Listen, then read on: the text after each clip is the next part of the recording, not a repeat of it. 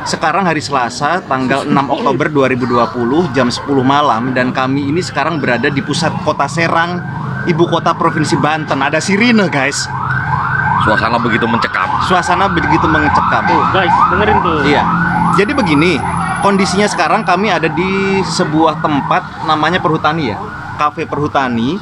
Ini berada di alun-alun kota Serang, dan kami berempat tinggal di kota Serang, Ya iya, di provinsi Pacul. Banten.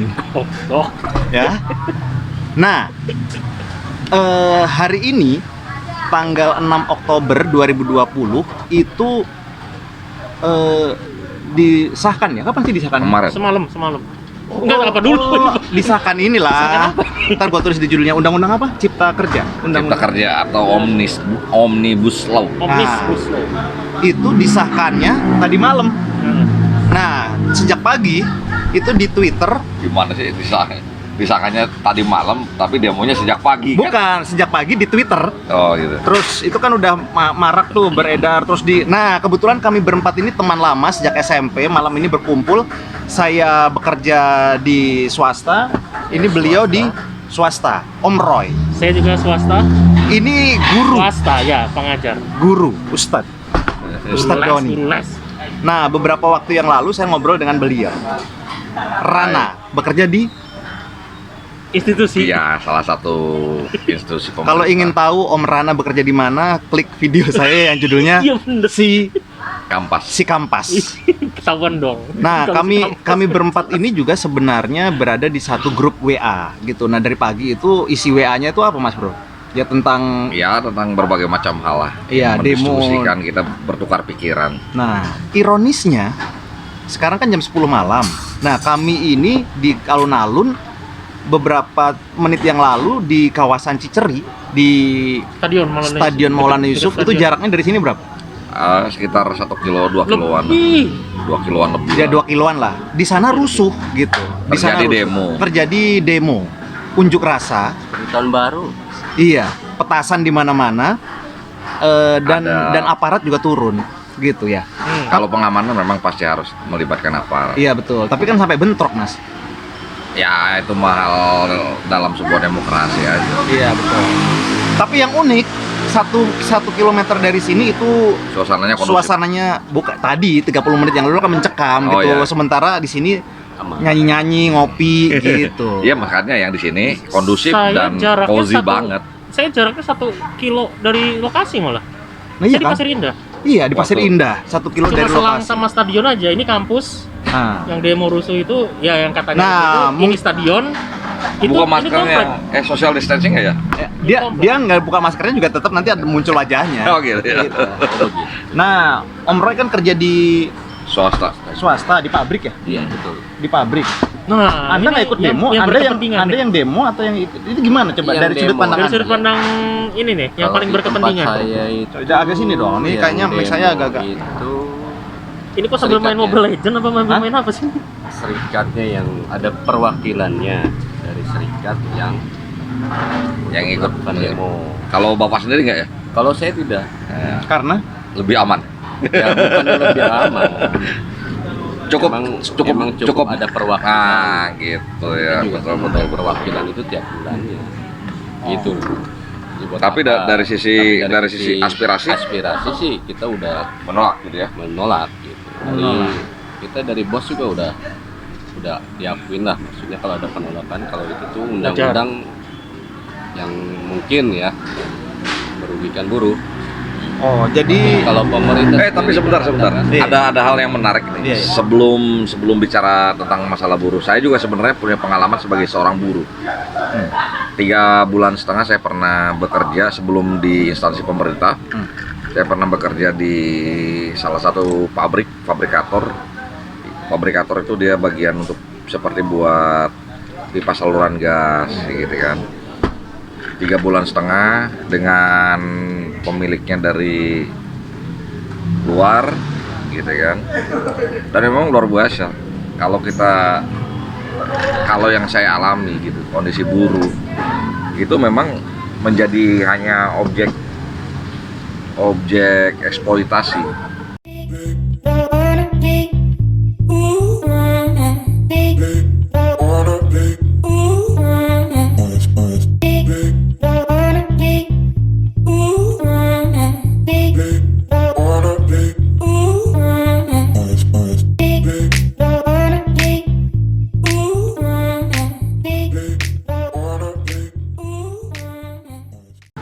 Yang tetap yang tidak punya kemampuan untuk bisa memperbaiki nasibnya gitu. Kalau bahasa lebih kerennya itu saking butuh gitu. Ingin teriak tapi ya mau gimana lagi, saya udah nggak saya butuh pekerjaan itu biar bisa hidup gitu. Walaupun eksploitasi di mana-mana gitu dengan gaji yang mohon maaf gitu kan.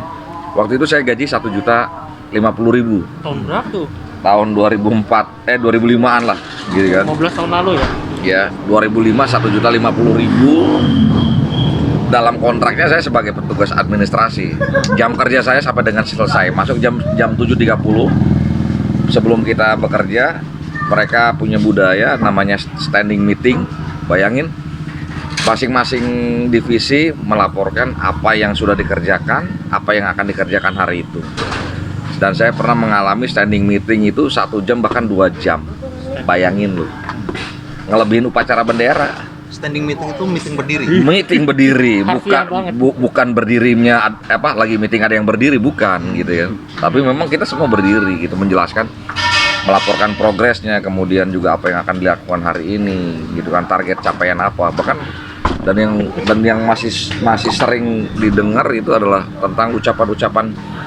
Waktu itu manajernya ada ekspatriat ya, salah satu warga asing gitu, yang selalu mengatakan ketika tim kerjanya itu lambat kerjanya, selalu ada kata-kata yang menyinggung nasionalisme saya gitu kan. Serius bro, serius. Mereka bilang kita adalah bangsa seperti bangsa boneka. Tahu Anda boneka mainan yang diputar belakangnya itu kayak kodok-kodokan yang ngocak cuk cuk cuk. Kalian tuh bekerja baru kalau diputar baru bekerja, bisa dibayangkan. Padahal dia sendiri cari makan hidup di tanah air kita. Jadi kesimpulannya apa nih? Ya memang pada kondisi buruh di Indonesia masih belum tersejahterakan dengan baik gitu. Mungkin karena memang terlalu banyaknya sumber daya manusia sehingga peluang pekerjaan sedikit. Orang yang sudah bekerja akan berpikir, gua udah terima deh, yang penting gua bisa hidup gitu kan. Tidak ada pilihan lain. Anda dari kacamata Oh iya, dia pakai kacamata ya, cuma dia dari doang yang kacamata. nggak pakai Terus kacamata. saya pengen Mejanya kotak-kotak Enggak, saya pengen dibuka Mas, bertanya karena ini. mic-nya seperti ini. Pengen bertanya ini. Mic-nya ini Iya, agak majuan dikit tenang. gitu. Nih, jadi begini Om. Halo. Saya baca ini ya, baca-baca. Tapi ada juga kan sebagian oknum nih ya. Oknum dari apa namanya, kawan-kawan. Oh iya, silakan. Makasih. Iya, Ya. siap. Udah bayar belum ya? Udah, Oh, udah. tinggal minuman lo doang yang bayar. Ini kacang. Sampah bungkus ya? lah, sampah lah. Makasih, Mbak. Iya, makasih. Terus Iya, itu kan tapi ada juga beberapa oknum nih, oknum ya, nggak semua. Dari apa, kawan-kawan buruh kita itu mungkin ada juga yang gini katanya. Jadi tuntutan itu kadang ada yang nggak wajar. Pernah dengar kan? Ada tuntutan yang nggak wajar. Mantap. kayak apa? Ada misalnya- tuntutan-tuntutan buruh yang dianggap tidak wajar. Seperti Iya, contoh misalnya kayak dia lulusan SMA tapi dia minta gajinya sekian juta, sedangkan yang mahasiswa aja, yang lulusan sarjana aja gaji itu hanya sekian juta gitu loh. Paham nggak maksudnya? Iya, paham. Ya kan? Ya, di luar Terus kemampuan. ada yang di luar kemampuannya. Jadi kadang ada juga yang memaksakan. Jadi Iya. kayak misalnya mereka menuntut gitu karena emang gaya hidup gitu, bukan karena memang kebutuhan untuk menghidupi keluarga. Jadi nggak ada juga beberapa oknum-oknum. Makanya saya bilang oknum kan, nggak semua. Nah. Yang kadang-kadang tidak masuk akal. Ini mungkin di beberapa perusahaan aja, nggak semua ya. Om, Gimana kalau menurut Om pendapat tentang itu? kalau untuk angkatan kerja muda baru ya, rasanya tidak ada pilihan karena memang sudah terkotakannya seperti itu. Nah, gitu kan. Kecuali memang dia angkatan kerja yang memang dia sudah punya pengalaman atau experience kan gitu kan. Salah satu di bidangnya. Kenapa itu muncul? Karena dia merasa bahwa kapasitas dia patut dihargai dong. Bener gak? Iya. contoh misalkan seorang musisi pendatang baru dengan musisi yang sudah tenar yang punya nama pasti akan berbeda harganya, benar nggak? Sesuai Iya, dengan iya. dengan kualitasnya. Iya, kalau Artinya, sesuai dengan kualitasnya. kalau angkatan Setuju. Benar. kalau angkatan kerja baru rasanya tidak gitu, karena memang mereka akan mengukur dengan kapasitasnya seperti saya, maaf gitu kan. Pada saat itu ketika saya digaji 1.500.000, bukan maksud sombong nih ya gitu kan. Kadang-kadang saya juga merasa bingung sendiri gitu. Mungkin juga skill saya tidak mumpuni di bidang itu gitu. IPK saya 3,75 loh, Bro. Gitu kan. Saya punya pengalaman sebelum di pekerjaan itu saya pernah bekerja di bidang LSM, pembinaan di masyarakat gitu. Mungkin skill saya, tapi pada saat itu memang saya ingin merasakan bagaimana menjadi buruh yang benar-benar buruh gitu kan.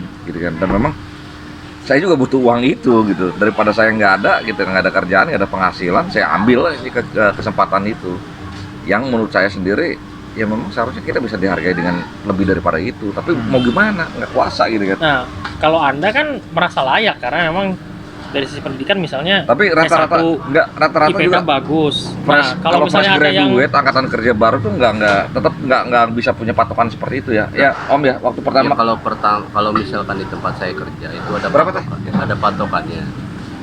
Gaji D3 S1 itu udah ada di patokannya. Jadi nggak berkurang. Gaji D3 D1 ada patokannya. Ada patokannya. iya yang bener Di sih tempat gitu saya harus. kerja gitu. Ini udah belum ini? udah. Mbak, 10.000 kan?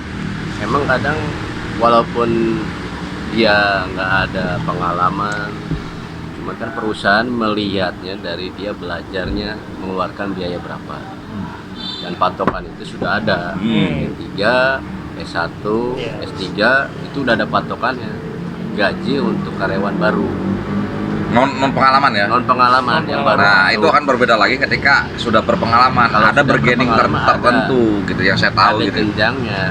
Dan saya pernah mengalami itu. Benar, Iya, serius. benar. Soalnya sekarang- Salah satu lulusan, kebetulan ini karena saya kan fabrikator yang isinya teknik ya gitu. Saya pernah punya pengalaman tentang ada salah satu pendaftar baru. Dia bisa membaca tentang bangunan. Jadi kebutuhan bangunan pabrik itu sekian. Kemudian juga dia bisa membaca merakit maintenance komponen pabrik, gitu kan, mesin-mesin pabrik. Ternyata gajinya nggak beda jauh dengan saya. Dan lulusan universitas terkenal, ITB loh. karena gitu kan.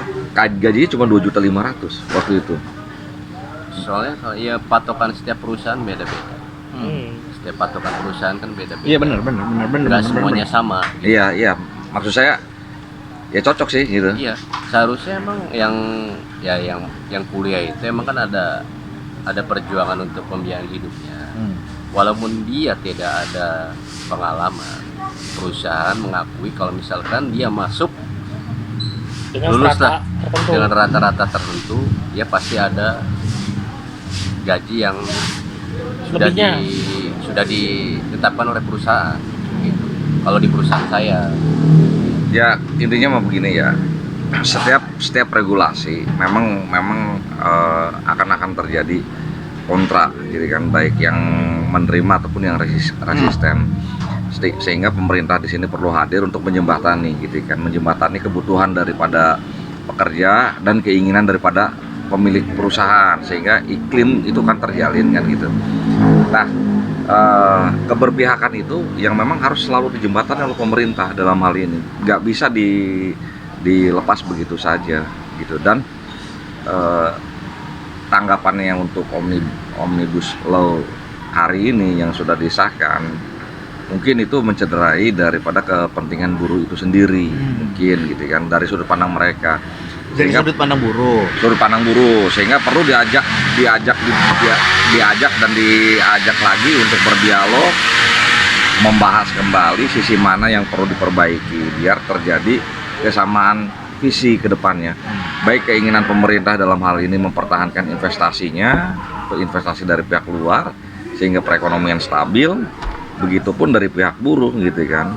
Tapi kalau yang kita bisa dengar kan, kenapa isu omnibus law itu jadi besar itu karena nggak Bisa menyangkut apa? buruh doang sih, Om. Tapi menyangkut Menyangkut lingkungan. Iya. Jadi terus menyangkut apa lagi ya yang kata, makanya akhirnya banyak yang bilang bahwa masalah Omnibus Law itu bukan cuma masalah buruh saja. Walaupun memang yang paling terdampak adalah kawan-kawan buruh. Makanya Tapi dari sisi lingkungan hidup, dari sisi apa lagi tuh, beberapa faktor sehingga menyebabkan ini jadi besar gitu istilahnya. Isu ini jadi besar. Karena gini Om, kalau bicara masalah lingkungan hidup, nggak mungkin dong gajah demo gitu kan, harimau demo dengan lingkungannya gitu, dirusak gitu makanya kan. artinya yang memperjuangkan ini akhirnya bukan cuma buruh saja. Jadi it's not about ekonomi aja gitu maksudnya. Oh iya. Iya, ya kalau ya jelas lah kalau itu makanya pasti terwakili oleh orang gitu. Maksudnya akhirnya menjadi concern semua orang Ini kan gitu. pembahasan kita serem banget ya. Gue tegang banget. Nino. Saya dari tadi cuma minum, apalagi Mas ini ngomong apa udah tahu mic saya di sini ngomongnya. Jadi kalau Anda mau mendengarkan obrolan ini pakai headset gitu. Kalau saya kan begini. Itu suaranya dia. Suaranya Hmm. gitu. Jadi apa namanya tentang kejadian hari ini tidak hanya di wilayah kami saja, di wilayah manapun Di Indonesia lah. di Indonesia terjadi penolakan dan sebagainya. Alangkah baiknya bisa dikaji ulang bersama-sama, duduk bersama. dan Loh, emang diskusi. kalau udah disahkan bisa dikaji lagi? Ini sebuah produk hukum ada di Kalau komisi. misalkan kita masuk ke konstitusi MK bisa. Iya, Oh, Mahkamah iya. Konstitusi untuk mengadukan judicial review namanya gitu kan. Karena kan ada orang juga yang bilang udah dijalankan dulu aja, ntar kalau ada kekurangan Diperbaiki di tengah-tengah gitu. kan tengah-tengah. Ya bisa menjadi sebuah alternatif baru. Tapi kan ada mekanisme hukum dalam proses Kalau pengkajian. nggak salah itu Ibu Ketua DPR langsung menyatakan begitu. Kalau memang ada itu langsung aja Iya. diajukan itu katanya apa? Komisial Ke MK itu yang tadi dibilang. judicial review ke MK. Ikutin aja jalur proses hukumnya katanya kalau memang ada yang tidak setuju. Kalau- Langsung dibilang begitu sih. Kalau pemilik channel ini saya ini bukan buruh, tapi tetap respect untuk teman-teman, saudara-saudara, sahabat-sahabat saya yang buruh. Cuma kalau ini kan dari sudut pandang buruh ya, mereka ngomong apa saya nggak ngerti juga wajar dong ya, ya kan? Kalau Ya saya kan? sih dari sudut pandang yang saya baca sih. Iya, kalau saya sih dari sudut pandang masyarakat. Iya, Kalau demo itu kan sebenarnya boleh boleh. dan dipersilahkan gitu, asal jangan anarkis. Barusan itu jam 10, partner saya cewek, namanya Mbak Rizka. Nah, Dia pulang dari Ciracas ke Ciceri. Ciceri gitu. Dia naik motor Nah, sendirian. terus? terus menyaksikan. Ya diteriakin anjing dan lain-lain. Dia kan trauma. Oh, sampai Begitu. begitu. Baru iya begitu. Makanya saya calling masih kumpul ya begitu. Maksudnya Anjing, kenapa ya? dan di UIN di depan Ciceri kan juga gitu loh. Yang teriakinya masa. Masa bukan yang teriaknya bukan anjing dong. Masa anjing teriak orang-orang gitu. Orang yang teriak anjing gitu. Enggak, maksudnya kan ini ada dua kubu, ini lawan ini. Enggak, Maksudnya kalau meneriakinya dari sisi bisa massa. jadi mungkin bukan dua-duanya ya. Bisa jadi provokator kan? Iya, Bisa itu iya. bisa Artinya jadi. gini. Artinya ada seorang wanita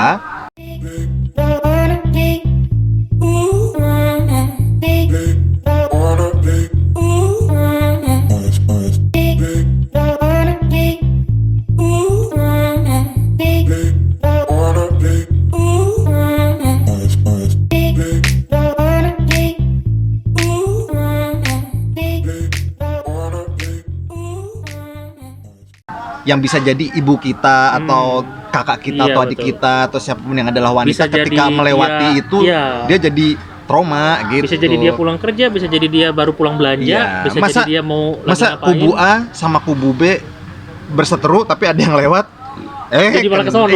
Iya, Jojong gitu. aja padahal ya. Punten ini mah. Punten. Lanjutkan sekali. Silakan lanjutkan Begitu. bersama. Jadi tapi, gini, tapi unik ya Kota Serang ini sebenarnya sampai saat ini aman nggak sih? Maksudnya kan 1 kilo aman, di sana aman. rusuh. Tapi di sini kita aman. ngopi-ngopi aman gitu ya. Dari sisi ininya gini, dalam pendekatan psikologis masa Nah, beda.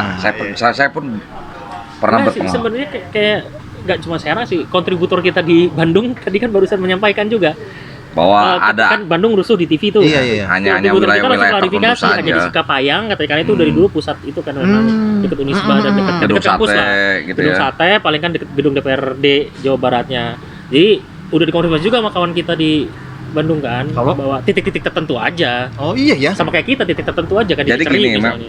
gini, Sisanya sih ya kondusif. dalam Mudah-mudahan dalam mudah-mudahan penentuan kondusif. lokasi demo pun masa juga menilai di mana sudut pandang itu yang memiliki efek jual, tanda kutip ya gitu kan. Tadi bahasanya apa? Psikologis apa? Psikologis masa. Psikologis massa. Itu ada pembelajaran itu ada di teman-teman pergerakan di lapangan gitu kan. Mantan korlap.